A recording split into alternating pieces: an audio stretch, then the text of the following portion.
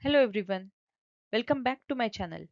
Today we will master the T series in Hiragana and it consists of ta, chi, su, te and to. Let's get started. So first letter is ta. Ta for tama and it means a ball.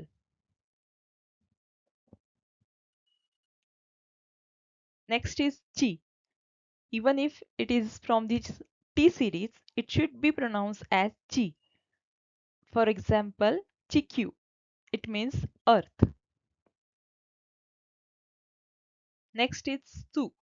Su for tsuki. It means a month. This is a te. Te for tegami. It means letter. And the last is to. To for tora. Thank you for watching this video.